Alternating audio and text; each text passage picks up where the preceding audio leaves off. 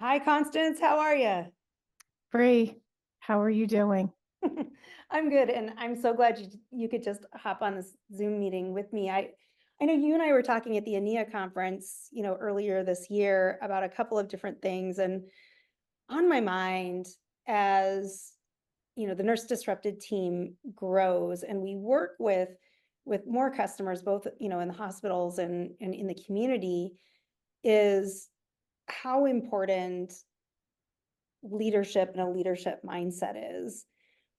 And I've got to say, I mean, it's something that I've had to grow over the past 10 years because I have been such a tech nerd nurse, like so focused on product.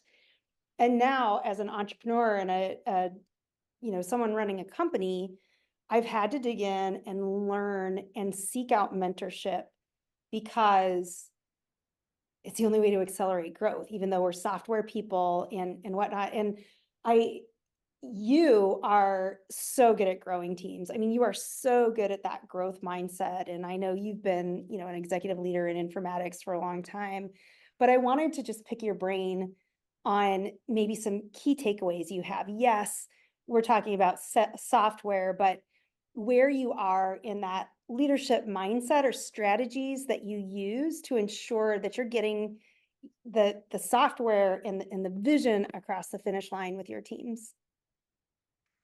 Gosh, Bree, I can take that in so many different directions. My mind is just flipping around right now. But the very first thing that I do is make sure that I understand my team, that I get to know them and understand what they like about what they do, what they don't like, what they think is opportunity for improvement, and then go from there. Because I can't go anywhere, I can't grow anyone until I know that information. So I typically start there. After that, even just today, had a team meeting and I said, okay, so we have all of these things that are going on. We have all of these contributions to the strategic plan, and always just trying to help them connect their daily work to how it contributes into that strategic plan and all of the goals. But how what would be my goal for them, their greatest challenges for this year? And I said, um, I'm challenging you to think about just this: people, process before technology. Yeah. Because if they're, and that's to the speaking to the technology piece of what you were opening with, we can't do anything about the technology unless we understand the people and the process.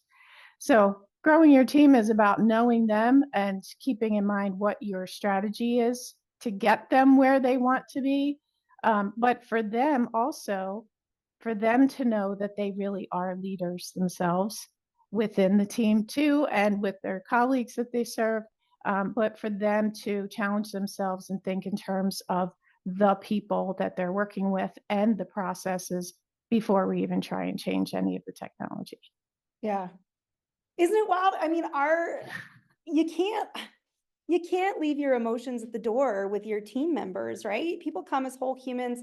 I love Kim Scott. I love, her books on leadership. I know there's Radical Candor and now there's Radical Respect, which is great. But we talk about that a lot at Nurse Disrupted as well, where it's like, actually, you don't leave your emotions at the door. And not everybody has the same things that get them fired up. And when people are fired up and they're passionate about something, software becomes great, But isn't it interesting that we talk about this emotion? I think this is a very nurse executive thing, right? Because I think our science of nursing, we're allowed to talk about this piece of our profession. I don't know, but I'm with you. When people are fired up, when they're inspired, software becomes great instead of just check boxes like, hey, you gave me this project, I checked the box off, and you're not having to go back and say, well, did it work? Is it good? You know, so I love that we're aligned on that. You ask your team, you discover your team members. It sounds like a great approach and a great methodology. Any advice for people, just starting out? I do think that this emotional piece winds up being maybe a barrier, especially in IT, especially, with software or IT, or, people who have more of a nuts and bolts kind of way of thinking. But, any words to leave people with as they, try and get, vision to reality on these, especially healthcare IT projects, right? I mean, we are in this very, of course, we think it's a special space because it's our space. It is special. Yeah, absolutely. But any just kind of last nuggets on getting vision to reality when we have huge systems, complex systems, and the complexity of the people, that we're trying to coordinate in a really inspired direction. Well, you can't get anywhere with the vision if you don't have the people to help you get there.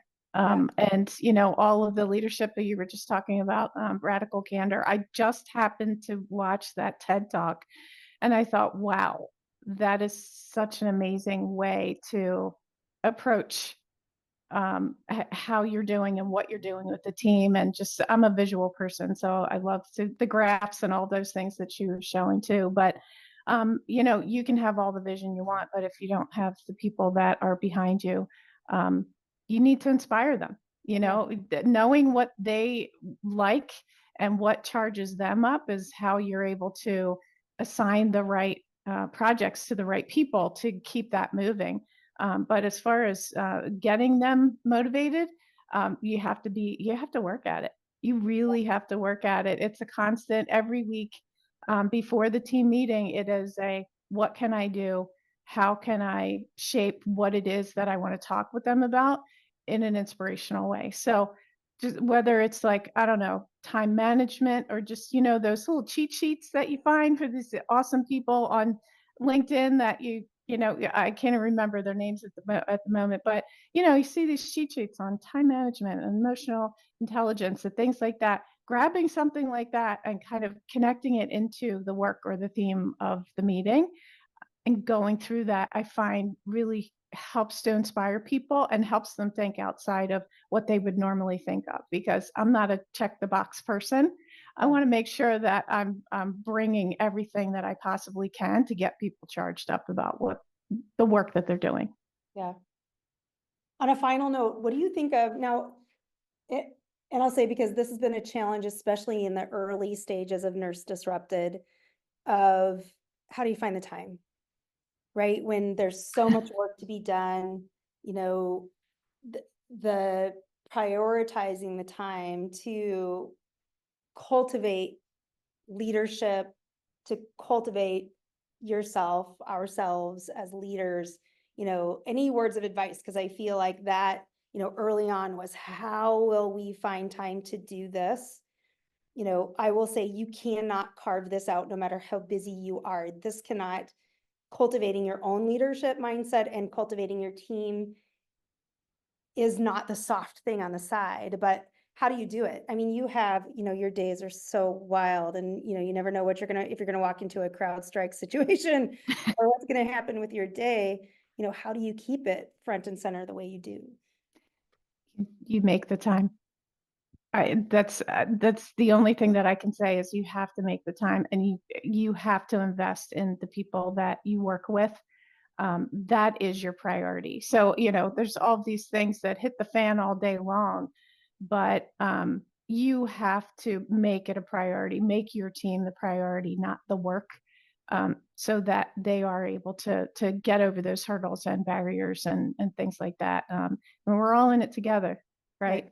So you need to make the time. But I think spending the time on yourself to make sure that you're in the right mindset to move in that direction is first, of course, and then bringing it all together for the team.